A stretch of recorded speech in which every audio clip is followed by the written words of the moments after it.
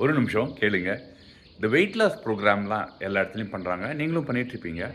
3 விஷயம் ரொம்ப முக்கியமான விஷயம் நீங்க நோட் பண்ணிக்கணும். என்னன்னா, நீங்க பார்த்துட்டு இருக்கிறது Krupa vibes YouTube channel KRUPAVIBES. First point, நீங்க வந்து மெதுவா செய்யணும். எதுவா இருந்தாலுமே. சாப்பாடுமே மெதுவாகணும். உங்களோட ஸ்லோ டவுன் ஆகணும். உங்க ஹார்ட் ரேட் கொஞ்சம் ஸ்லோ டவுன் ஆகணும். இது ரொம்ப முக்கியமான விஷயம் என்னன்னா, 180 மைனஸ் உங்க வயசு.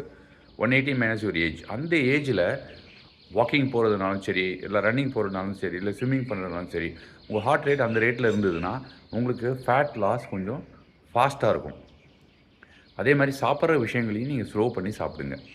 2வது விஷயம். நீங்க இந்த மாதிரியான பிளான் பண்ண ஆரம்பிக்கிறப்ப, உடல் வலிக்கும், தசைகள் வலிக்கும். பெயின் இஸ் கெயின் அப்படின்னு சொல்லிட்டு நீங்க புஷ் பண்ண வேண்டாம். பட் தென் தசையினால வருதா, இல்ல எலும்புகள்ல வருதாங்கிறது உங்களுக்கு தெரியணும். தசையில வருதுன்னா, அது உங்களுக்கு வளர்ச்சி. உங்களுக்கு வந்து ட்ரிம் ஆகுதுன்னு அர்த்தம். அதே மாரி சாப்பாட்டு விஷயங்கள், சிலது நீங்க சாப்பாட்ட நிறுத்துற மாரி ஆகலாம். டயட்டீஷியன் பிளான் படி. அப்போ திரும்ப கிரேவிங் வரும். அது சாப்பிடணும் அப்படின்னு உங்க மனசுக்கு தோண ஆரம்பிக்கும். அதையுமே நீங்க அந்த டிஸ்கம்ஃபர்ட், அதாவது உங்களுக்கு அந்த கஷ்டமான பீரியட் இருக்கு இல்லையா? அத கடந்து வரணும் நீங்க. 3வது ரொம்ப முக்கியமான விஷயங்க. நான் இவ்வளோ வெயிட் குறைஞ்சா போதும் எனக்கு. இதுக்கு மேல எனக்கு வெயிட் குறைய வேண்டாம். அப்படின்னு ஒரு முடிவு வச்சுக்காதீங்க.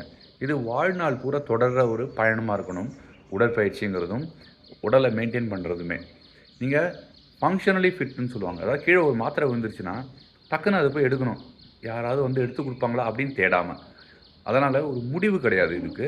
இது ஒரு முடிவ நோக்கி இத பயணமா நீங்க நெனச்சு பண்ணாதீங்க. இந்த 3த்தையும் நீங்க கவனத்துல வச்சுக்கிட்டீங்கன்னா, எப்பயுமே நீங்க ஃபிட்டாவும், சந்தோஷமாவும் கூட இருக்க முடியும். முயற்சி செஞ்சு பாருங்க. Thank you so much. Bye by.